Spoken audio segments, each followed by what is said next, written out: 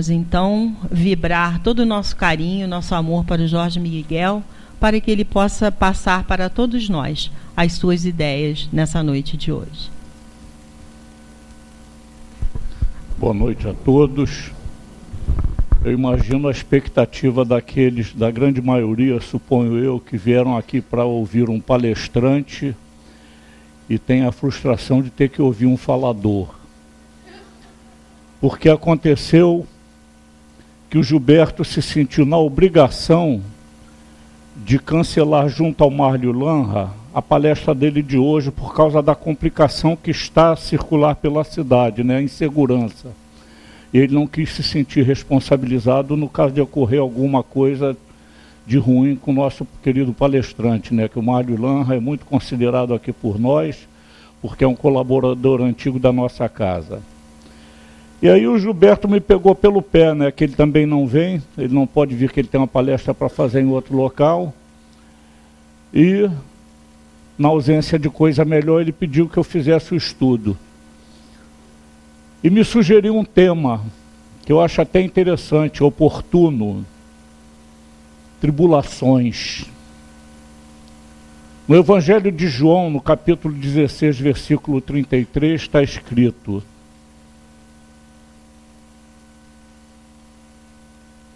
no mundo tereis tribulações, mas tende bom ânimo, eu venci o mundo. E Jesus realmente venceu o mundo, né? E tribulações é o que nós estamos vendo por aí muito insistentemente, né? A cada momento surge uma tribulação nova, um desequilíbrio novo, um fato conturbado novo, né? Mas a gente tem que raciocinar que a fase é propícia a isso, né?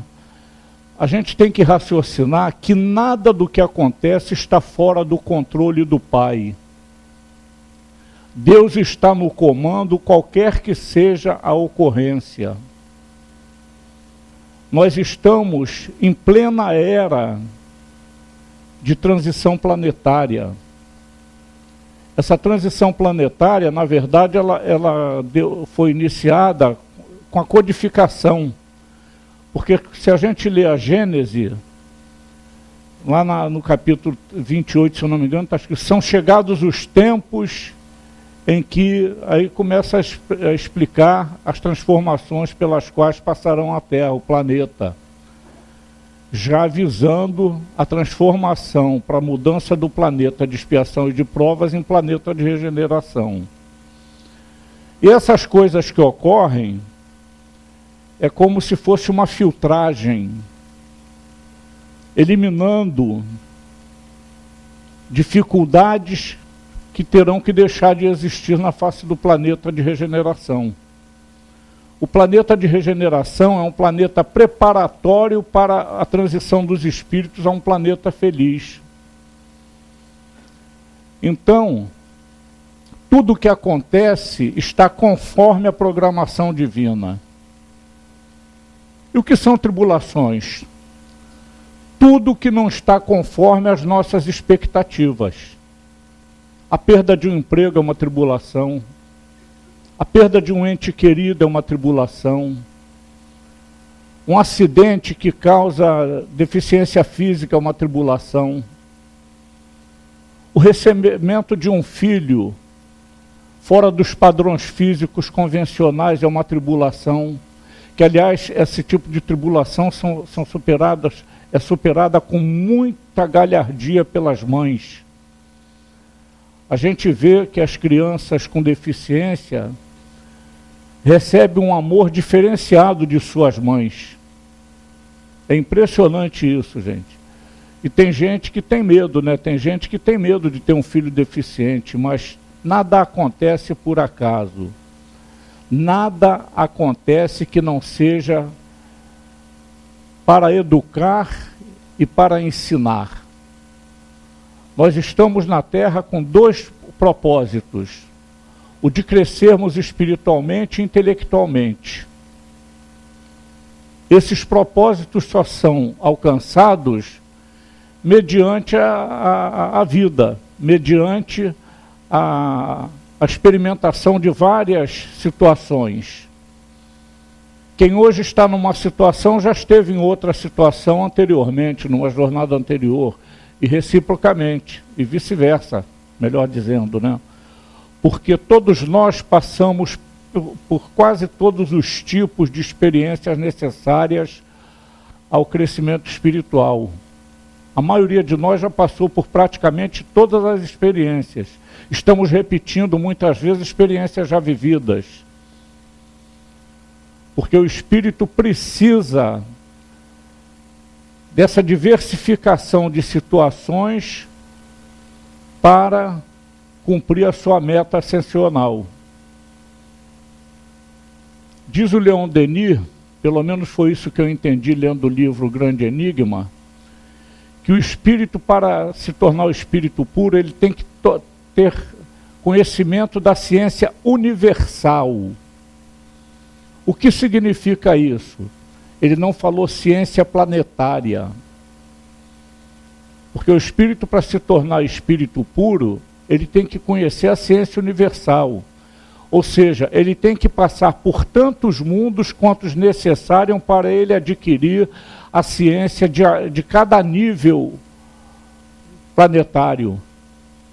Existem inúmeros planetas com o mesmo nível evolutivo da Terra, como existem diversos planetas, inúmeros planetas com o mesmo nível evolutivo de Júpiter, onde a gente sabe que está sediado o nosso grande compositor Mozart. Pelo menos estava no começo que foi codificada a doutrina espírita, a informação que a gente tem é que Mozart vive em Júpiter, né? Então, por que isso é necessário? Porque cada planeta desse tem um nível intelecto, moral diferenciado. Nós estamos no planeta Terra, que é um planeta de expiação e de provas, estamos destinados a nos transformarmos, a permanecermos na Terra, que está se transformando num planeta de regeneração. Já é um nível mais adiantado do que expiação de provas. Nós já vivemos num planeta primitivo, talvez na própria Terra como planeta primitivo.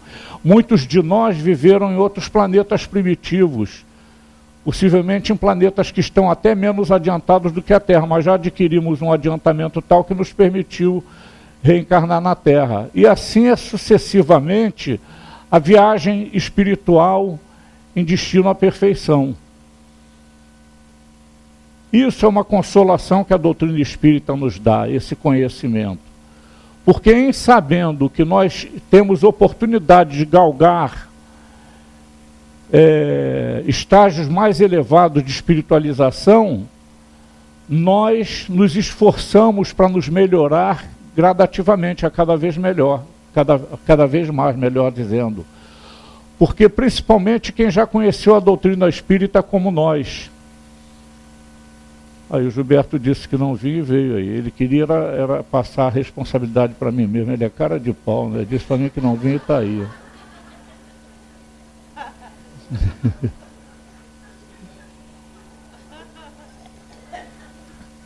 Mas por que entusiasma a gente? Eu, por exemplo, eu tenho inveja de espírito superior porque ele não dá topada. Diz que o espírito de nível superior, ele volita, né? Ele não toca no chão. Ele se transfere de lugar sem precisar tocar no chão. Eu tenho uma inveja disso, porque depois que eu passei de 18 anos, o que eu mais faço nas minhas caminhadas é dar topada. Aí já viu que a minha inveja aumentou de nível, né? Porque eu fico imaginando eu num planeta de nível superior não precisar caminhar, só volitando. Deve ser gostoso, né, volitar? Então, as tribulações são necessárias ao nosso crescimento espiritual. Porque é através do erro que se aprende o que é certo. É através das dificuldades que a gente busca o caminho das facilidades. Por que inventaram a geladeira? Pela dificuldade que tinha antigamente, por exemplo, de conservar carne. Eu me lembro que na minha infância, não era qualquer um que tinha geladeira em casa, não. A carne, quando se comprava carne em excesso, o meio de conservar a carne era metê-la no sal. Tanto que na minha infância, eu me lembro que carne salgada era muito mais barata do que carne fresca. Hoje a carne seca é mais cara do que carne fresca, a carne seca. Hein? Não, mas de um modo geral, a carne seca é mais cara do que a carne fresca. É mais cara. Antigamente era muito mais barata, né? Por quê?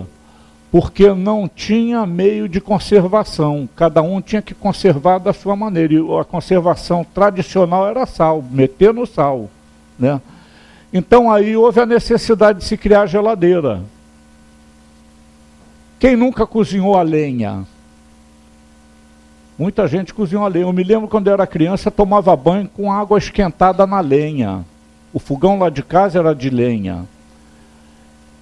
Quando surgiu o fogão a gás, era pouca gente que podia comprar um fogão a gás, porque era caro, né? A gente vê que as posses materiais, elas quando vão surgindo as facilidades, os pobres ficam por último para receber essas facilidades. Porque aqueles que têm mais poder aquisitivo são os que alcançam mais rapidamente os benefícios do progresso, né? Então é assim, a dificuldade é que leva o homem a buscar a solução para os problemas. Por que Albert Einstein inventou a vacina? Porque tinha muita gente... Não, eu estou confundindo... Albert Sabin, né, inventou a vacina contra a poliomielite, não foi isso? Por quê? Porque muita criança sofria os revés da poliomielite. Aí houve um cientista inteligente que estudou para descobrir aquilo. Hoje ainda lá no Instituto Oswaldo Cruz vivem cientistas lá buscando solução para diversos problemas, né? Eles já inventaram um mosquito aí que combate o mosquito da Zika, imunizando o mosquito da Zika, né? Quer dizer, a ciência vive progredindo, buscando soluções para as mazelas da sociedade. É a dificuldade que dá o entusiasmo da busca pelo melhor. Então, as atribulações, muitas das vezes, elas são buscadas por nós mesmos. São as tribulações que nós buscamos pelo nosso mau comportamento, pelo mau uso das nossas faculdades intelectuais, né? Por exemplo, uma pessoa que tem o vício da bebida alcoólica, ele está fadado a, num futuro, buscar uma tribulação inerente a uma cirrose hepática, a uma doença grave. O vício do fumo pode trazer a quem o utiliza problema pulmonar, um câncer de pulmão, uma enfisema pulmonar que tira a capacidade respiratória. Isso são tribulações buscadas pelo próprio homem na sua incúria. Agora, aquelas tribulações produzidas pela natureza, por exemplo, elas estão dentro de uma programação divina que visa o progresso planetário, o progresso das condições planetárias. E isso o homem não pode interferir. Nisso o homem não pode interferir. Porque ele não tem poder para tal. Ele pode suavizar determinados acontecimentos, mas o impedimento é inevitável. O impedimento é irrealizável. Agora, aquele que estuda, quando tem a oportunidade de estudar, conquista uma posição na sociedade de melhor alcance. Eu sempre me refiro a uma família, por exemplo, eu me refiro a mim e a meus irmãos, né? Nós, filho do mesmo pai da minha mãe, éramos 3 irmãos, agora somos só 2 porque um já desencarnou. O meu irmão que já desencarnou e eu sempre nos preocupamos com estudo. Sempre nos esforçamos para melhorar de vida através do estudo, dentro de um colégio. Eu, quando me casei, eu tinha só o primário. Eu fui fazer faculdade depois de casado. Eu me casei e muito tempo depois de casado eu fiquei saindo de casa às 7 horas da manhã e chegando 1 da madrugada, estudando, para conseguir alguma coisa melhor na vida. O meu irmão mais novo, que ainda está vivo, ele não queria nada com estudo. Enquanto eu e o outro irmão íamos para o colégio à noite, ele ia para os bares jogar sinuca e beber cerveja. Hoje a situação financeira dele é compatível com o que ele buscou para ele. É de dificuldade, né? Ele pode culpar a sorte? Não. Ele só pode se queixar dele mesmo por não ter procurado uma melhora na vida social, na vida material. A pessoa tem que estabelecer objetivos e buscar a realização deles. Eu me lembro que eu sempre gosto de referir a experiências pessoais, né? Porque a experiência dos outros é ruim de a gente contar, né? Eu me lembro que eu tenho um filho, que ele é fuzileiro naval. Ele hoje está nos últimos patamares da carreira de fuzileiro naval. Mas ele uma vez falou para mim assim: papai, eu vou fazer prova para o colégio naval. Aí eu pensei, meu Deus do céu, o cara ia para a escola de bicicleta e esquecia a bicicleta na escola. Aí eu pensei, como é que ele vai passar no concurso para o colégio naval? Aí ele estabeleceu como meta aquilo. Numa prova que tinha 285 vagas, ele passou em 35º. Todos os cursos que se apresentam ele, na carreira dele, para ele fazer, para galgar um posto acima, ele consegue fazer e consegue sucesso. Por quê? Porque ele estabelece o objetivo. Não adianta eu dizer assim, vou fazer vestibular de medicina e não estudar para fazer vestibular de medicina.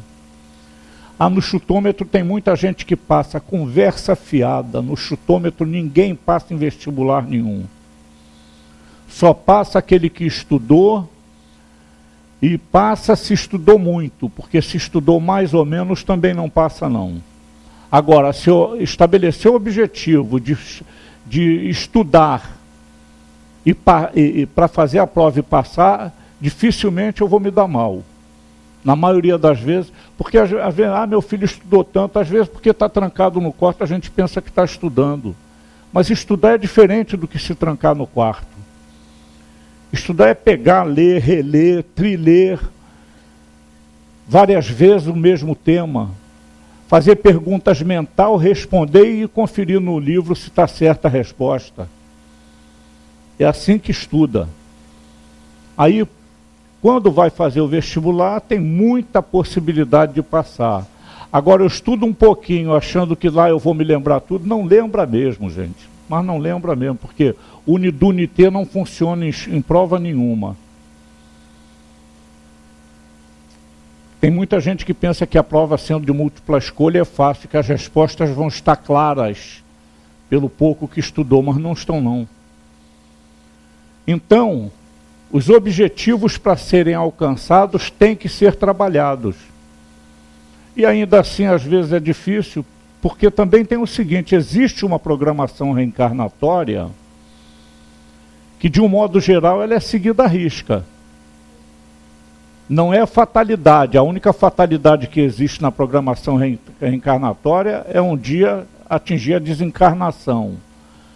Mas programações reencarnatórias podem ser buscadas a solução dentro do nosso esforço pessoal. Porque a gente não lembra do que foi programado, mas pelas intuições que a gente tem de fazer ou deixar de fazer as coisas, a gente pode estar cumprindo ou deixando de cumprir o que está programado reencarnatoriamente. Nós não temos bola de cristal para saber, né? Então as tribulações, elas são necessárias, principalmente essas tribulações geológicas, né? a gente vê aqueles tsunamis. Eu me lembro que uma vez teve um avião que perdeu a direção ali, acho que foi em São Paulo, né, que arrebentou um prédio lá, pegou fogo, morreu mais ou quase 200 pessoas. Eu vi uma reportagem no dia seguinte, onde estava Deus nessa hora? Deus estava comandando aquilo ali.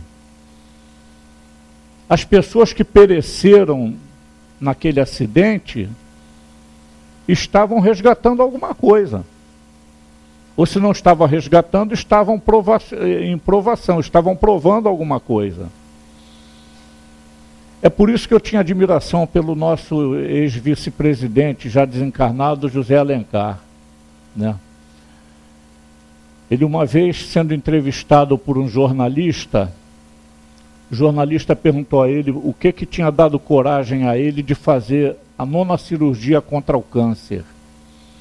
Aí ele sorriu, ele só via sorrindo, né? Parecia que ele sorria até de trombada de ônibus. Estava sempre sorrindo. Eu nunca vi aquele homem na televisão sem estar com uma face de sorriso. Aí ele respondeu assim: não foi questão de lógica, não foi questão de coragem, foi questão de lógica. Porque o médico me falou que se eu não fizesse a cirurgia, eu não ia durar nem 3 meses, nem um mês. E se eu fizesse a cirurgia, eu poderia durar 3 meses. Eu, como não quero morrer, eu resolvi fazer a cirurgia. Aí ele emendou: mas eu não quero morrer não porque eu tenho medo de morrer não, porque se eu morrer é porque Deus é que quis que eu morresse. E se Deus quiser que eu morra é porque é o melhor para mim. Eu não sei se ele era espírita, né? Mas o conhecimento dele, é difícil ter alguém que não seja espírita que tenha esse mesmo entendimento, né?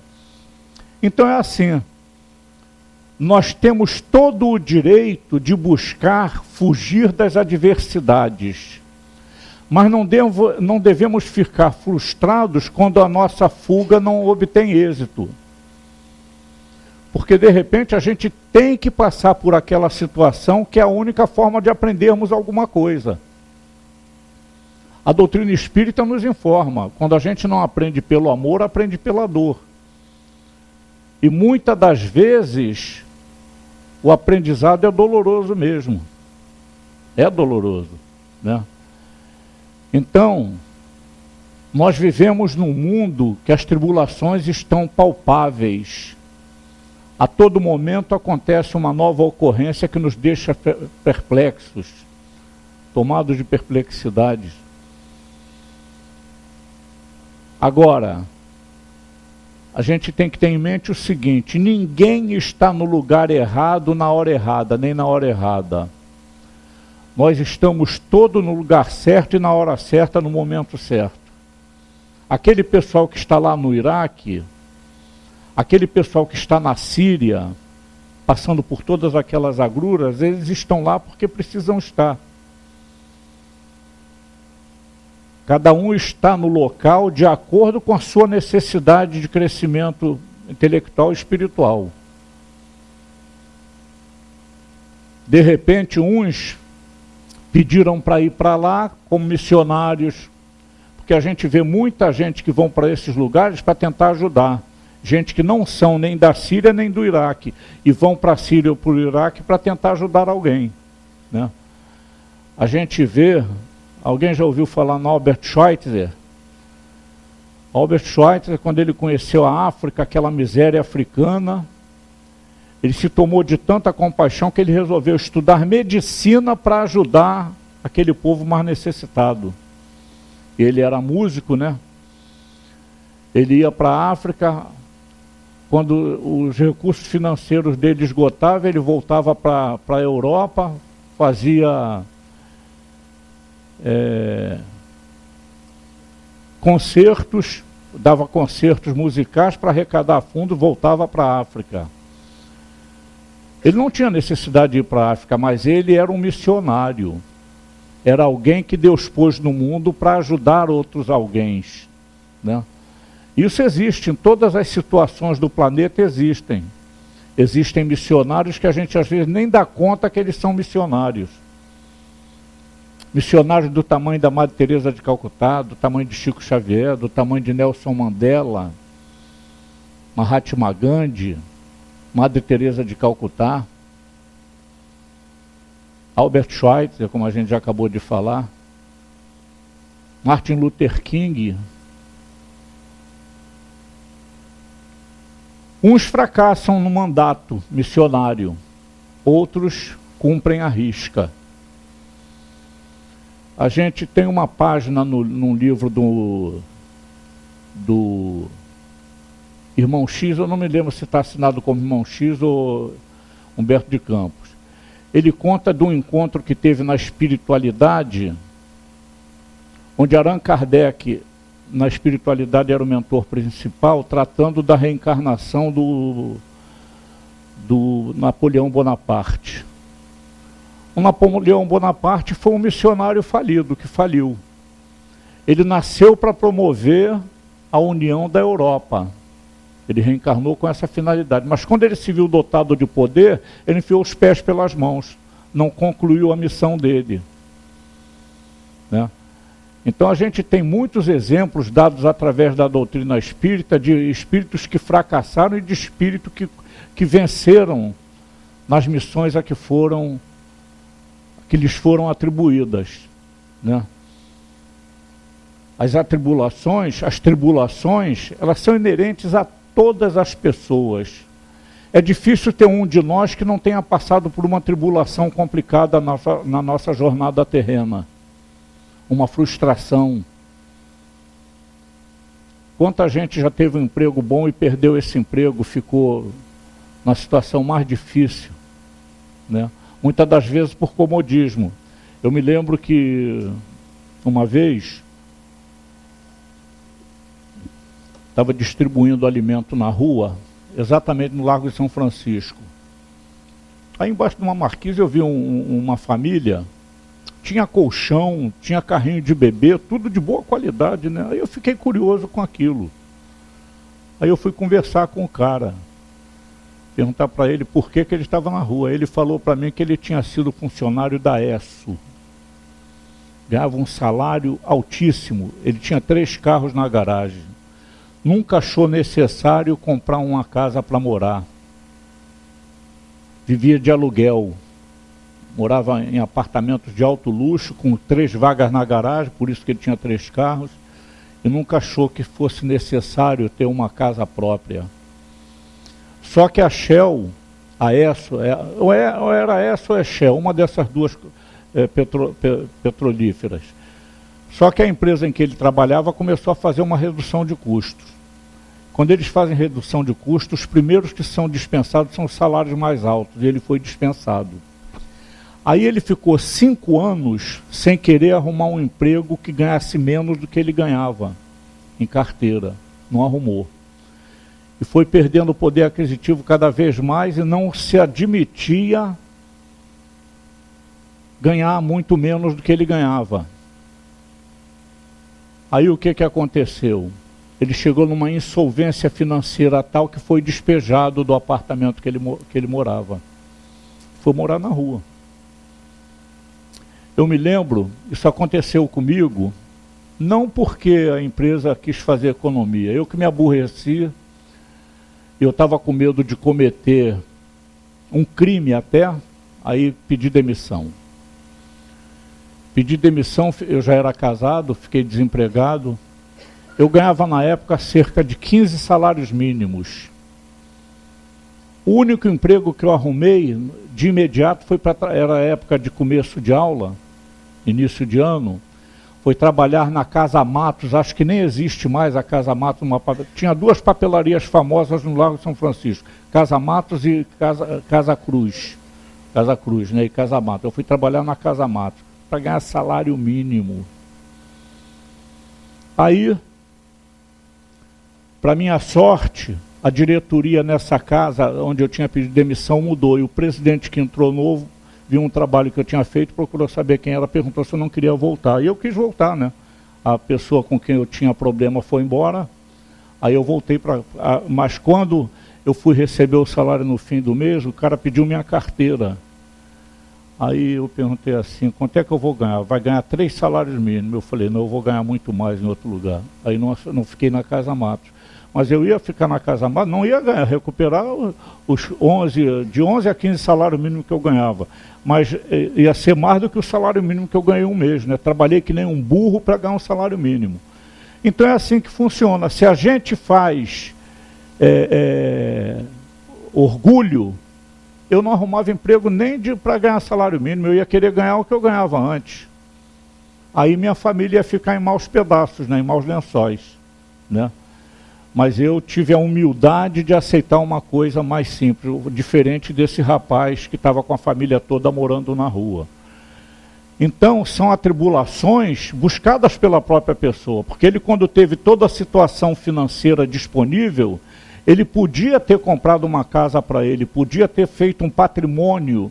Ele não, ele só quis usufruir, o que ele ganhava, ele gastava. Aí, não tem situação que resista, né? Nós temos todo o direito de fazer uma reserva emergencial. Nós não podemos ser avaros. Nós não podemos usar indevidamente os benefícios que Deus nos concedeu. Nós temos direito de buscar nossa segurança financeira com uma reserva e não considerar isso uma coisa errada. Nem isso eu faço, né? Porque eu me fio na aposentadoria que eu tenho, porque eu trabalhei numa empresa estatal que tem uma instituição de previdência privada, mas dinheiro guardado mesmo nunca me preocupei em ter. Eu vivo do que eu ganho, né? Hoje, graças a Deus, eu aplico muito melhor meu dinheiro do que aplicava antes. Antes, quando eu não seguia a doutrina espírita, não tinha dinheiro que dava para mim. O dinheiro ia como se dissolvia, como por encanto. Aí depois que eu comecei a trabalhar na doutrina espírita, eu comecei a ficar mais equilibrado, né? Comecei a fazer um orçamento, para mim eu não tinha um orçamento familiar. Eu não sabia quanto eu gastava, quanto eu ganhava. Hoje não, eu tenho um orçamento que eu tenho lá, eu registro o que eu ganho e vou registrando os gastos. Quando chega num limite, eu dou uma travada naquilo que eu posso dizer que eu gasto de supérfluo, né? Por que isso? Porque a gente tem que viver com equilíbrio para não sofrer desequilíbrios, para não sofrer agruras, para não sofrer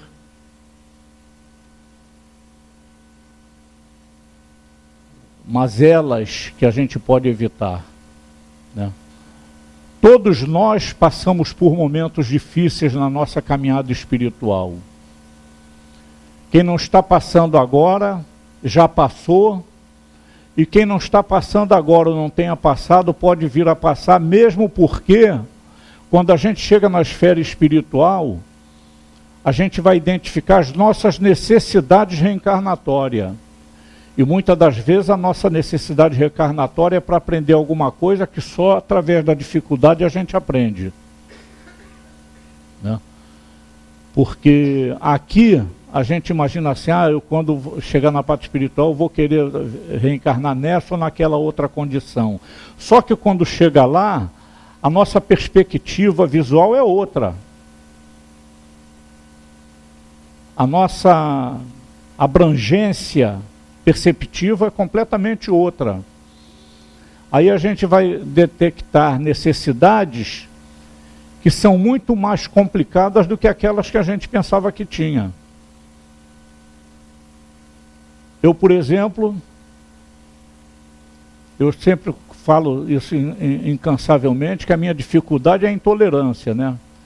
Eu fico imaginando que numa próxima programação reencarnatória, eu tenho que fazer uma programação que eu tenha a tolerância mais seriamente testada. Mas aí eu penso, será que eu terei força para resistir? Será que não vai ser pior para mim? Não vai me tornar capaz de cometer até um crime por causa da intolerância que hoje eu não faço? Então eu não sei o que vai ser melhor para mim.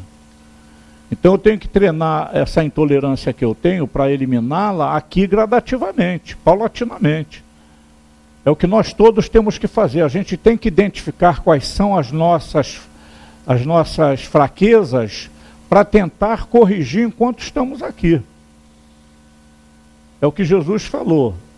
Reconciliai-vos com o vosso adversário enquanto estáis a caminho com ele, porque não saireis daí enquanto não houverdes pago o último ceitil. Isso com a nossa consciência também. O meu maior adversário é minha consciência, que me acusa de tudo que eu faço de errado. Então eu tenho que me reconciliar comigo mesmo. Eu tenho que buscar me corrigir das minhas falhas, aproveitando os ensinamentos que essa doutrina maravilhosa me dá. Porque tribulações eu sei que eu vou continuar tendo. Tribulações de teste de paciência, teste de tolerância, teste de vaidade.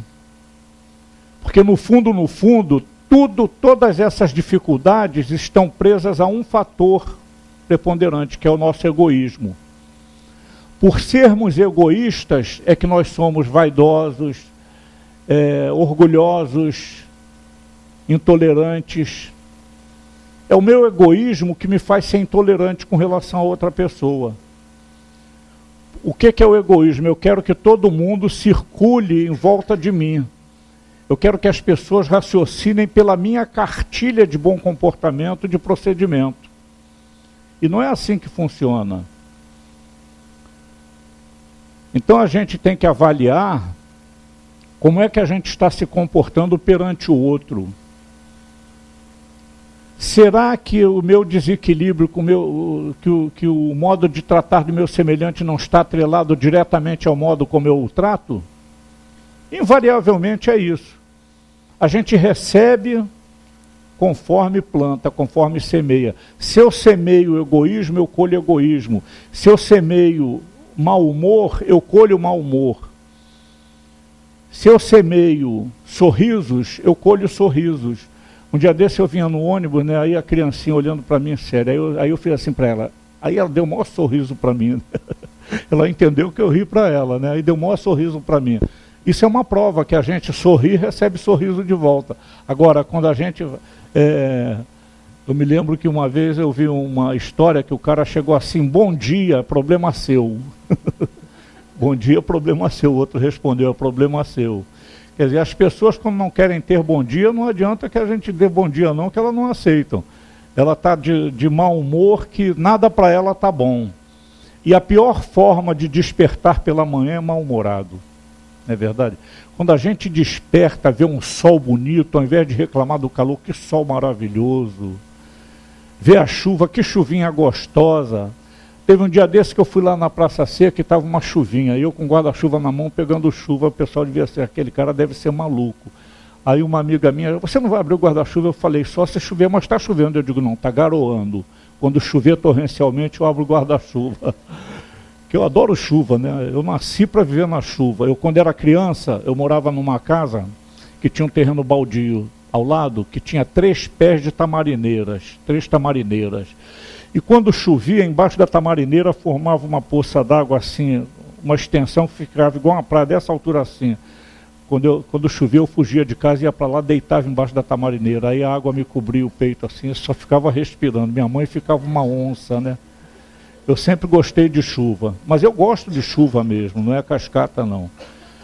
Mas o sol me maltrata, mas eu adoro o sol também, porque eu sei que é o sol que nos fornece energia e calor, né? Aliás, nas minhas preces diárias, eu sempre agradeço a Deus pelo ar, pela água, pelo sol que nos fornece energia e calor, pelos companheiros de jornada que com seu trabalho anônimo produz tudo que eu necessito para a satisfação das minhas necessidades. Agradeço pela Casa Espírita, pela minha companheira de jornada. Eu hoje sei agradecer muito a Deus. Eu acho que é uma obrigação nossa agradecer por tudo que nós temos. Se a gente avaliar a vida da gente, a gente vai ver que nós temos muito mais do que reclamamos de não ter. Nós valorizamos muito o pouco que não temos e não damos valor ao muito que temos. A vida da gente, ela é mais repleta de satisfações do que de desagrados. Quem tiver mal-humorado, para raciocinar assim, o que eu tive de bom hoje?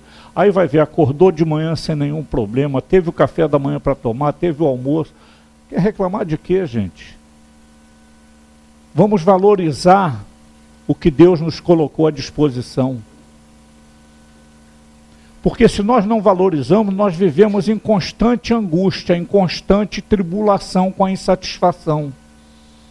A insatisfação pelo que se tem, pelo que se é uma das piores tribulações que tem.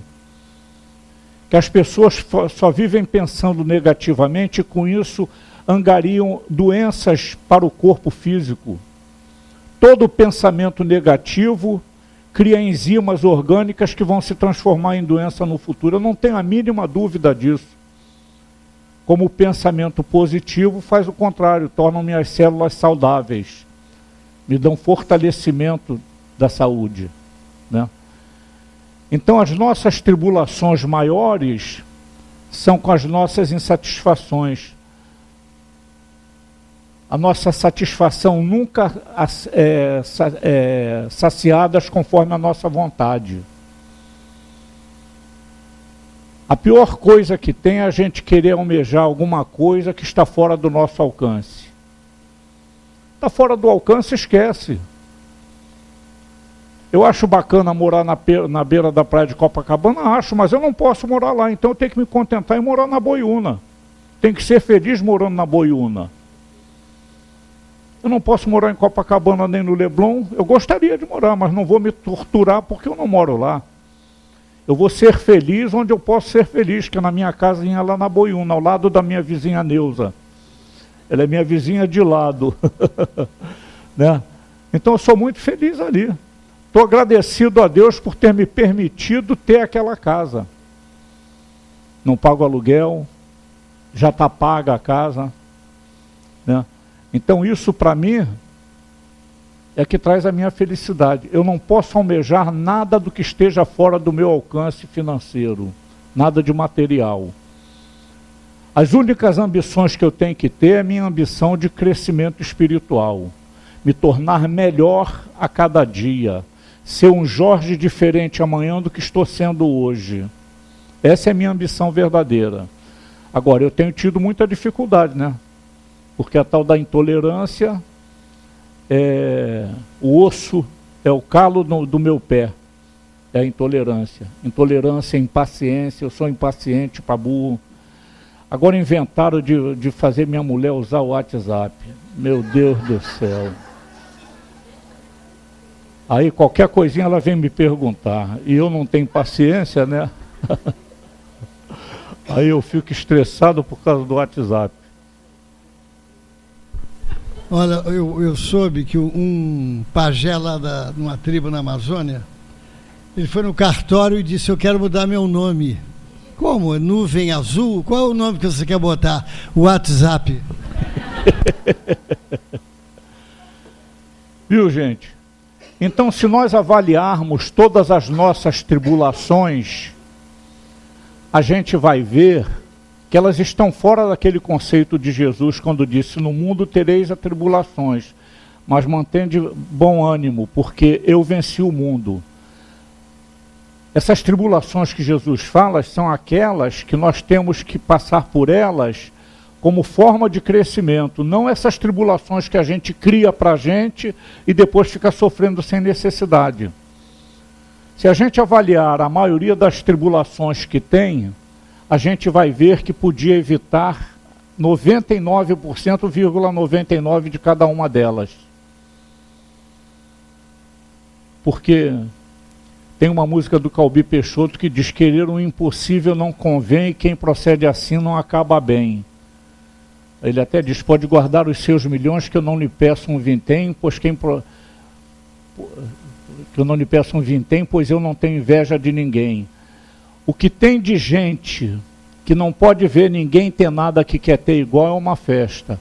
O espírita não tem mais esse problema, né? O espírita não tem mais esse problema. O espírita agora só quer ter mesmo o que ele pode ter. Esse negócio de ter só porque o outro teve é indevido para espírito. Eu acredito que nenhum de nós aqui tem esse defeito, né? Mas as pessoas que têm criam tribulações evitáveis. Tribulações que são fantasiosas, só nos trazem sofrimentos. Sofrimento pela impossibilidade de realizar muitas delas. Né? Por exemplo, eu teria imenso prazer de conhecer a Itália. Eu até poderia conhecer a Itália, mas eu teria que fazer um esforço financeiro que eu prefiro não fazer. Eu prefiro viver no conforto que eu tenho aqui. O Brasil é lindo. O Brasil é lindo. Dentro do Brasil mesmo tem lugar maravilhoso para ver, caramba. Vai ali no Grumari. O Grumari é lindo. Entendeu? Eu vou me contentar com o que o Brasil tem para me oferecer. Eu não preciso conhecer a Itália. A Itália eu vou conhecer depois que desencarnar. Vou dar um voo até lá. Né? Hein? Mas eu não me martirizo por isso. Eu gostaria de conhecer, eu não posso conhecer, ou teria que fazer um sacrifício muito grande para ir. Eu prefiro não fazer esse sacrifício. Eu prefiro gastar minhas possibilidades em coisas mais úteis, menos dolorosas de se realizar. Né? E é assim que a gente tem que ter. A gente tem que saber fazer as escolhas saudáveis, o que seja menos traumático para nós. É que nem aquela pessoa que se endivida toda para fazer uma festa de 15 anos para a filhinha.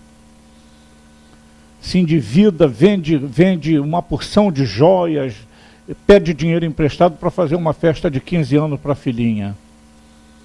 Aí a festa passa em 4 horas. Depois sai debaixo das atribulações para pagar as dívidas.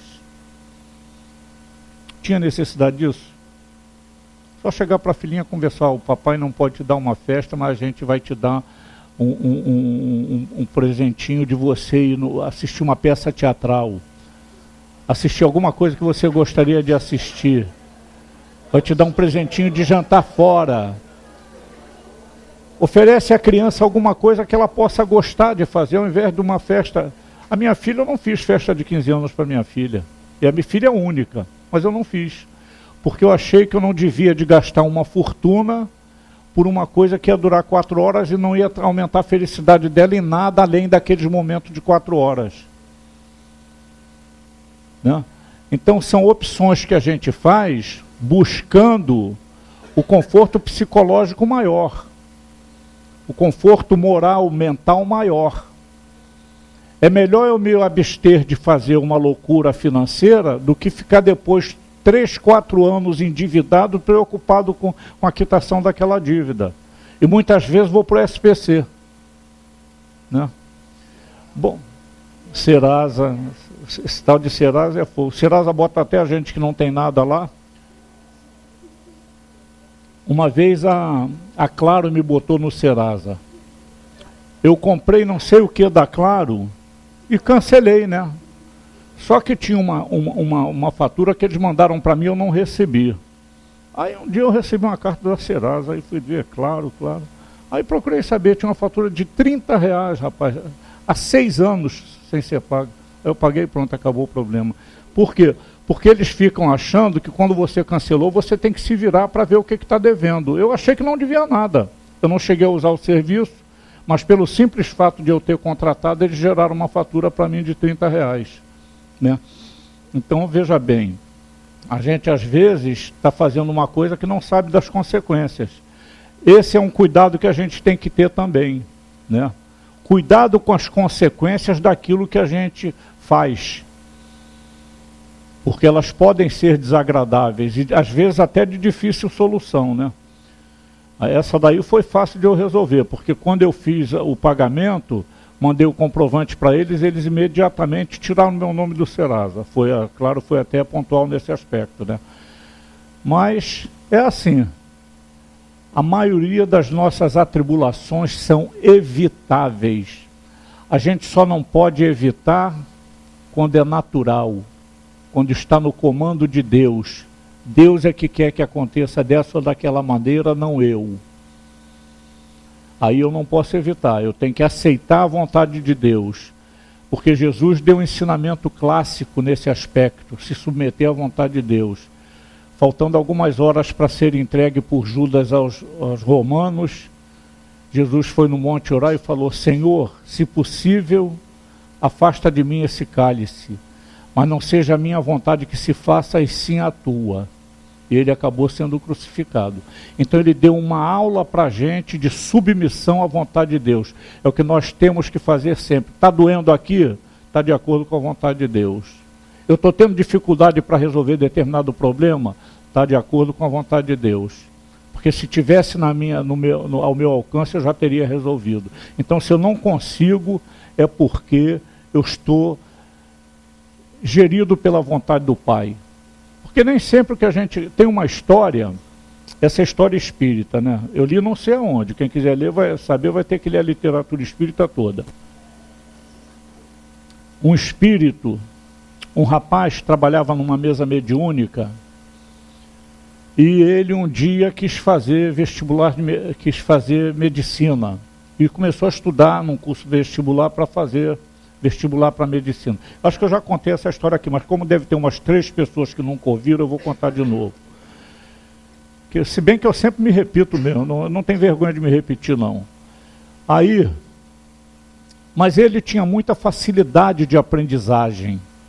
Ele se sentiu na obrigação de ensinar aqueles coleguinhas de curso dele que tinham mais dificuldade de aprender. Então ele vivia dando aula para os caras, né? Saíam do cursinho, ia para a casa dele, ele ensinava, explicava.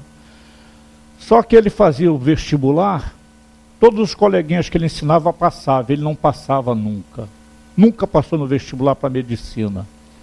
Aí uma vez na mesa mediúnica veio um espírito e falou para ele assim: poxa rapaz, você deu muito trabalho para a gente te reprovar no vestibular. Quer dizer, não era para ele fazer medicina, era para ele seguir outra carreira.